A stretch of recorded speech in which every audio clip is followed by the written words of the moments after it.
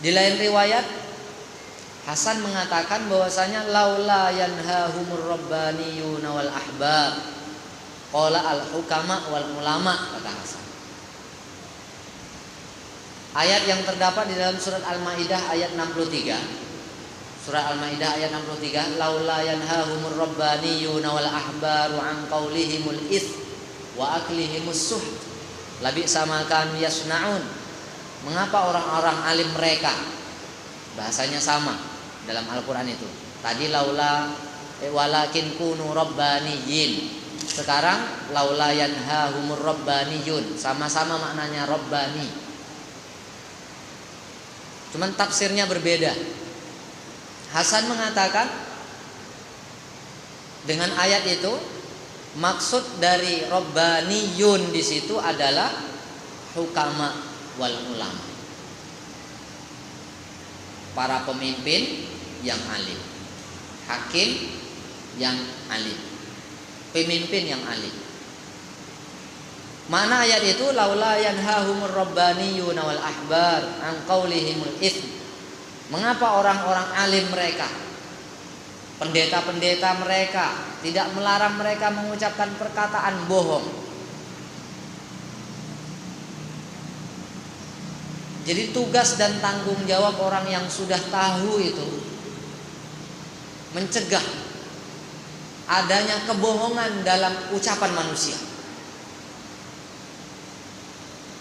Karena sekarang nih macam gasonya ajab betul nak cari orang yang jujur dalam perkataannya. Dalam 100 cakap, aduh juga kadang bunganya. Maka menjadi tanggung jawab orang yang berilmu itu untuk mencegah kebohongan dari perkataan-perkataan manusia. Kalau tidak, kita sama dengan kaum-kaum terdahulu dan Allah akan binasakan kaum itu.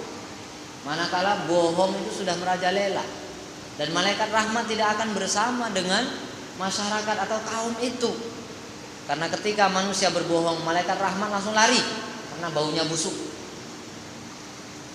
Mengapa orang-orang alim mereka, pendeta-pendeta mereka itu tidak melarang mereka mengucapkan perkataan-perkataan bohong dan memakan makanan yang haram?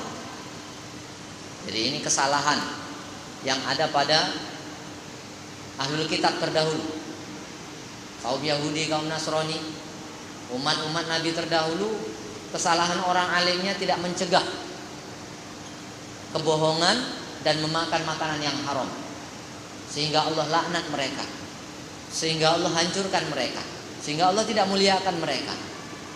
Dan sekarang umat Nabi Muhammad SAW diberi tanggung jawab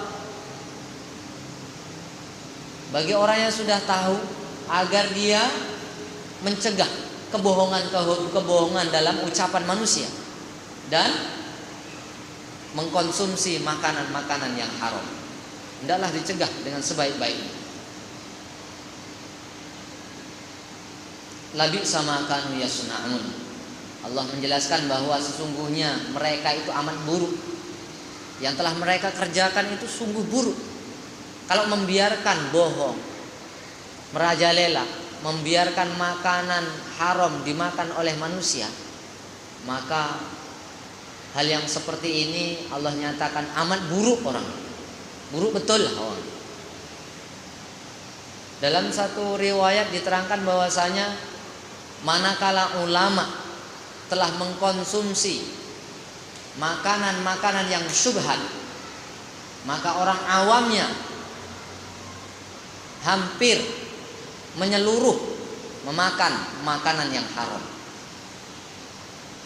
Bisa juga dipahami bahwasanya manakala di satu kawasan itu, di satu negeri itu, di satu kaum itu, ulamanya sudah mulai jahat, sudah mulai buruk, maka masyarakatnya lebih buruk daripada ulama, lebih jahat daripada itu. Jadi kita bisa melihat ulama-ulama di generasi kita ini, bagaimana keadaannya. Dan ini tanggung jawab saya, tanggung jawab kita semua untuk menjadikan generasi kita yang akan datang ulama-ulama yang lebih baik, ulama-ulama yang lebih pakar, agar umat ini, agar masyarakat ini, kaum ini tidak dikatakan jelek oleh Allah Subhanahu wa taala.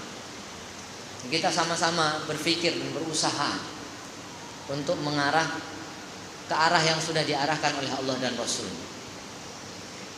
Kemudian di lain riwayat lagi dijelaskan oleh Sa'id bin Jubair tentang Rabbaniyun, kunu Rabbaniyun, dalam surah Ali Imran yang sudah saya sampaikan tadi.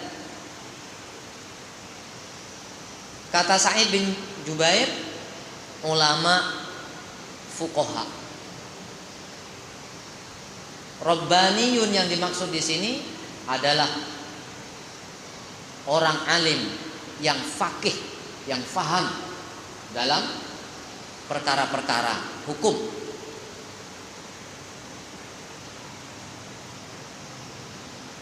Jadi Rabbaniyun ini tanggung jawab. Rabbaniyun ini tanggung jawabnya besar. Jangan seperti Rabbaniyun di zaman dulu kala, di zaman Bani Israel. Karena mereka senantiasa membaca kitab, mereka senantiasa mempelajari kitab, tapi mereka tidak memperhatikan apa yang dikehendakinya. Dia tidak menjalankan apa yang menjadi kehendak-kehendak Allah Subhanahu wa taala. Kemudian dijelaskan lagi di dalam riwayat yang lain, yuradu lil ilmil hifzu wal amalu wal istima'u wal insatu wan nusyru. Yuradu lil ilmi al hifzu wal amalu wal istima'u wal insatu wan nusyru. Kata Sufyan, beliau mengatakan yang dimaksud ilmu itu, ilmu itu maksudnya adalah hafalannya. Ilmu itu apa yang dihafal, kemudian apa yang diamalkan, kemudian apa yang didengarkan, apa yang disebarkan. Itu ilmu. Jadi ilmu itu adalah sesuatu yang dihafal oleh manusia, sesuatu yang diamalkan oleh manusia, sesuatu yang didengarkan oleh manusia, sesuatu yang disebarkan oleh manusia.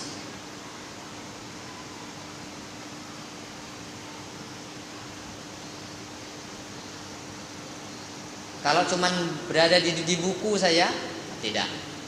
Catatan saja belum lagi. Itu baru kitab namanya. Bukan ilmu. Ilmu itu yang ada di kepala manusia, yang ada di hafalan manusia. Ilmu itu apa yang diamalkan, yang dilakukan oleh manusia. Ilmu itu apa yang didengarkan oleh manusia. Ilmu itu apa yang disampaikan oleh manusia. Di dalam riwayat yang lain diterangkan, ajahalun nasi man taraka ma ya'lamu wa a'lamun nas man amila bima ya'lamu wa afdalun nas akhsya'uhum lillah. Kata Sufyan, orang yang paling bodoh itu adalah orang yang tidak mengamalkan ilmunya. Jadi orang yang bodoh itu bukan orang yang tak pandai baca tulis. Orang yang bodoh itu bukan orang yang tak sekolah. Kata Sufyan, orang yang bodoh itu adalah orang yang tidak mengamalkan ilmunya. Kemudian orang yang pintar itu adalah orang yang mengamalkan ilmunya. Orang yang pintar itu adalah orang yang mengamalkan ilmunya. Kadang-kadang dia nih sekolahnya tak tinggi loh, baca Qur'annya pun tak pandai betul loh. Kitabnya dekat rumah dia tak begitu banyak loh. Buku-buku dekat rumah dia itu tak terlalu banyak. Tapi apa yang dia tahu dibuat. Apa yang dia tahu dibuat. Inilah orang yang paling pandai, orang yang paling pintar. Orang yang paling pintar itu adalah orang yang mengamalkan ilmunya. Kemudian orang yang paling mulia, kata Sufyan, orang yang paling mulia adalah orang yang paling khusyuk dalam beribadah kepada Allah. Orang yang paling mulia itu adalah orang yang paling khusyuk ketika dia beribadah kepada Allah Subhanahu wa taala. Jadi orang yang paling bodoh itu orang yang tidak mengamalkan ilmunya, orang yang paling pintar itu adalah orang yang mengamalkan ilmunya. Orang yang paling mulia itu adalah orang yang paling khusyuk dalam ibadah. Nah, kita usahakanlah jangan kita jadi orang bodoh. Kita jadilah orang yang paling pintar, kita jadilah orang yang paling utama, yang paling mulia. Dengan cara mengamalkan ilmu yang sudah kita tahu, dan kita belajarlah untuk khusyuk ketika kita beribadah kepada Allah Subhanahu wa taala.